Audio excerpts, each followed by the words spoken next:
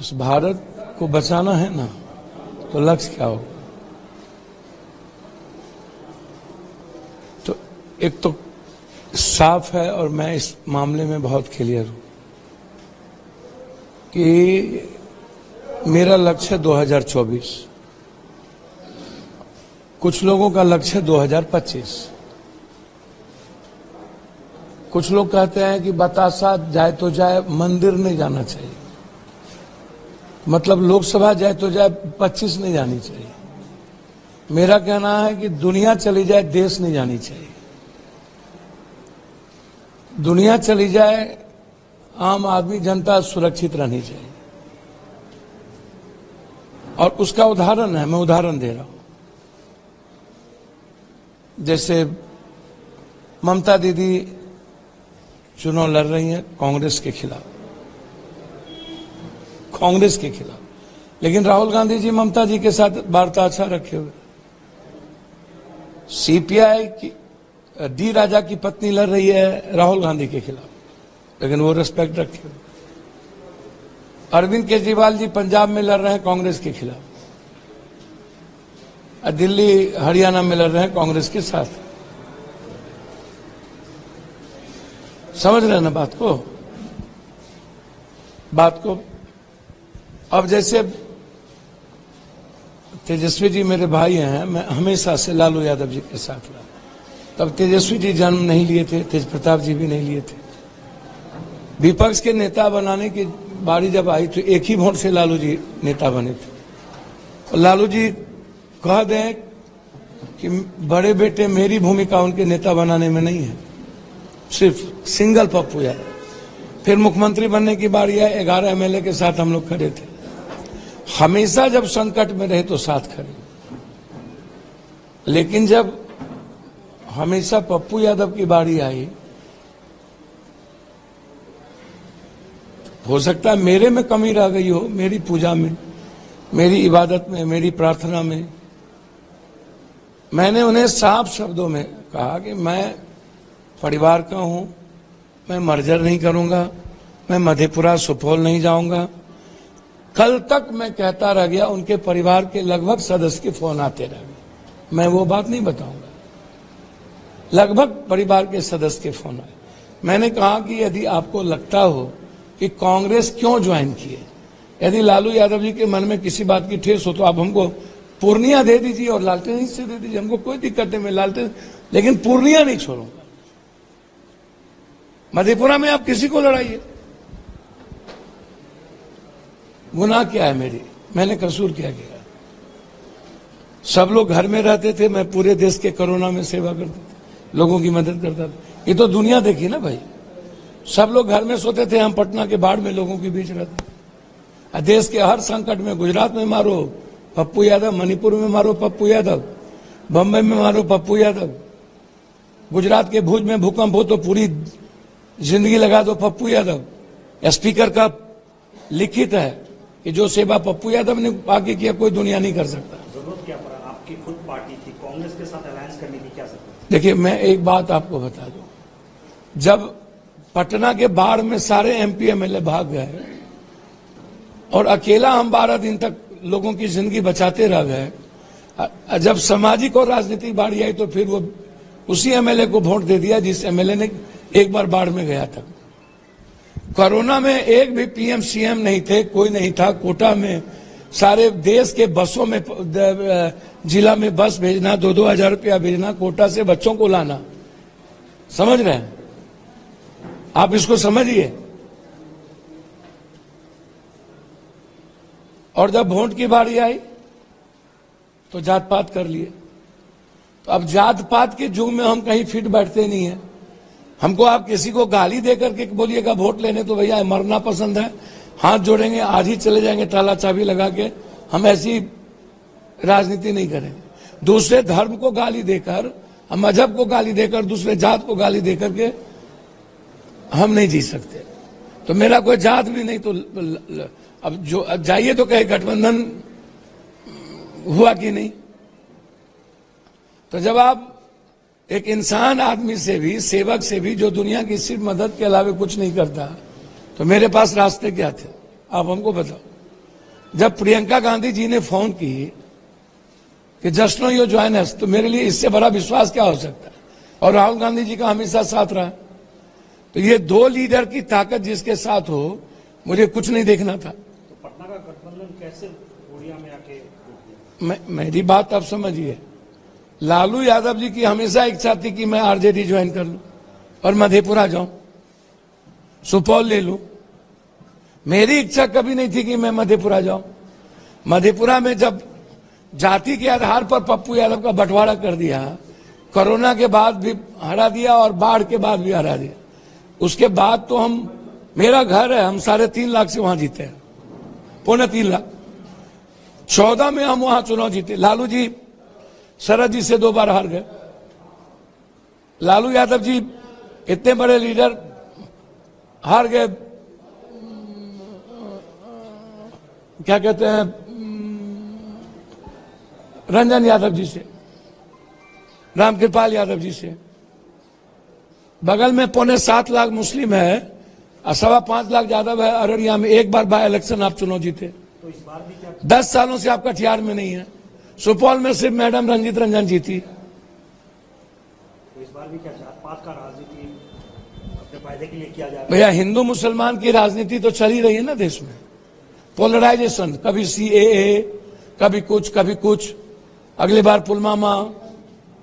तो कभी मुद्दों की राजनीति होती है इस कंट्री में, व्यापार की होती है, बिजनेस की राजनीति होती है क्या?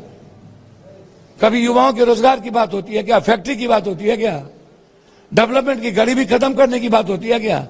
न्याय की बात होती है क्या? आम आदमी की जिंदगी की खुशी की बात होती है क्या? किसानों की तरक्की की बात होती है क्या? मगर आप जिस तरह से कदम ले रहे हैं, इससे तो अलायंस की सर मेरी बात समझिए, हम तो अपनी पार्टी से चुनाव लड़ रहे थे। आपने कहा कि जरूरत है आप बिहार में, तो जरूरत है, हमें भी जरूरत है राहुल गांधी जी जैसे एक सच्चे लीडर की। तो हम लोग मिल करके आगे बढ़े। अब कोई जिद पर अड़ जाए, आप खगड़िया हार जाते हैं, आप मधेपुरा हार जाते हैं, आप सुपौल हार जाते हैं, हम तो आपको कहीं डिस्टर्ब नहीं करेंगे। हमारे लोग हमें हर जगह आपको गठबंधन का मदद करेंगे। दोनों बहन लड़ रही, हम जाएंगे मदद करने के लिए यदि हमें कहेंगे तो, और पूरे परिवार की तरह जाएंगे। आप तो सबसे बड़ी दुश्मनी हमसे आप शुरू कर दी। इतनी बड़ी दुश्मनी आपने देखी क्या? तेजस्वी यादव जी जब पहला उनका चुनाव अभी हो रहा था, पहला नामांकन फेज का, तो वो कहीं नहीं गए। कांग्रेस की सीट ले लिया निखिल बाबू का, कन्हैया की सीट ले लिया, केदार पांडे के पोता शाश्वत पांडे का सीट ले लिया। आप कौन सा साबुद्दीन जी की पत्नी का सीट ले लिया? कौन सी सीट? अब क्यों आप साबुद्दीन जी का पत्नी और लोग आपके लिए अच्छे? आप तो सभी सीट ले लिए।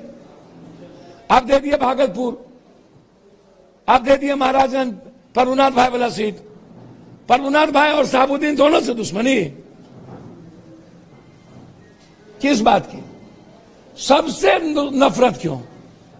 और उसके बाद आप कहीं भी नहीं गए नॉमिनेशन में। आप आज आए तो बगल में तारिक अनवर का नॉमिनेशन हो रहा था ना, अजीत चौधरी का नॉमिनेशन हो रहा था ना, बगल में किशनगंज में नॉमिनेशन हो रहा था ना। आप क्यों नहीं गए? जयप्रकाश यादव में क्यों नहीं गए? आपके खिलाफ विनोद यादव लड़ गया, आप सरवन में क्यों नहीं गए? आखिर पूर्णिया आपके लिए इतना महत्वपूर्ण क्यों? वाई? मगर उसके बाद भी पूर्णिया में दुश्मनी किस बात से? कि पूर्णिया की जनता पर आज तक, ये पूर्णिया है, मधेपुरा नहीं है, पूर्णिया की जनता को कोई चैलेंज नहीं कर सकता। हम मरे या जिए, हम आपकी इज्जत करते हैं, आपको मानते हैं, और जब भी राजनीति में आपकी मदद की बात आएगी तो मैं करूंगा। लेकिन इतना नफरत पप्पू यादव से क्यों? किस बात को लेकर? राजनीति में नफरत तो नहीं देखी गई है। कौन सी दुश्मनी आप निकाल रहे हैं? ये 24 है, बगल में आपके राज्यसभा के एमपी कल नॉमिनेशन देने जा रहे हैं तारिक अनवर के खिलाफ। यही सेकुलरिज्म है। आप क्यों नहीं गए आज? इसीलिए कि कल राज्यसभा के एमपी वहां पर नॉमिनेशन दे रहे हैं। आपने कहा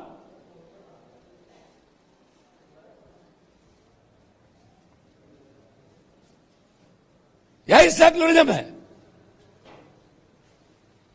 आप किससे लड़ रहे हैं? आप देश बचाने के लिए लड़ रहे हैं कि देश को बेचने के लिए लड़ रहे हैं? हम आपसे एक सीट ने हम मांगा था और हमने यह कह दिया कि आपको कांग्रेस में यदि तकलीफ है तो मैं आपके साथ आ रहा हूं, आप हमको पूर्णिया दे दो। बस तब भी नहीं। 4 बार हम सांसद हैं ना, यहां 2 बार मधेपुरा।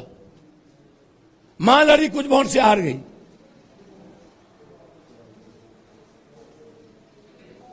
सुपौल भी ले लिए, पूर्णिया भी ले लिए,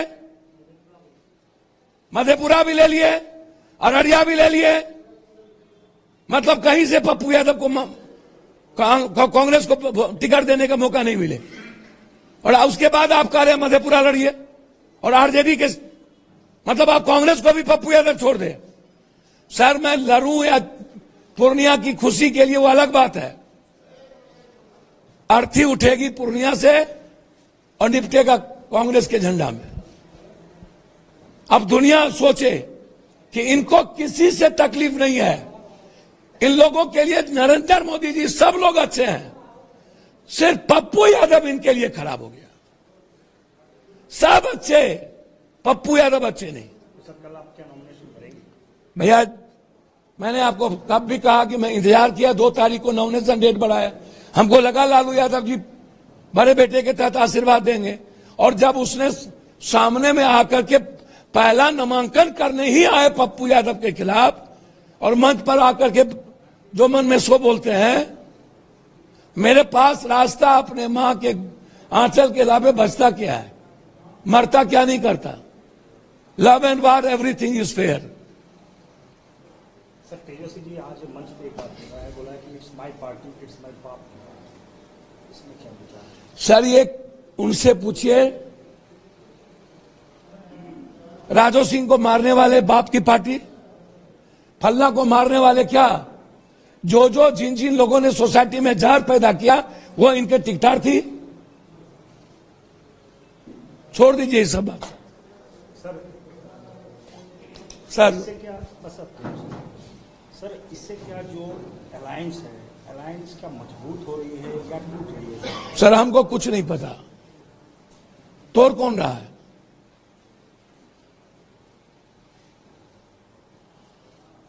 पटना साहब क्यों, हमको कुछ नहीं पता। आपसे फिर सपोर्ट भी मांगा गया। आज भीमा भारती जी जब नॉमिनेशन डाली उसके बाद बोले कि आप उनको सपोर्ट करेंगे। भैया हम तो पारिवारिक सपोर्ट करेंगे थे, जब भी वो संकट में रही हम खड़े रहे। उनकी बेटी चेयरमैन के लिए हम पैर पकड़े।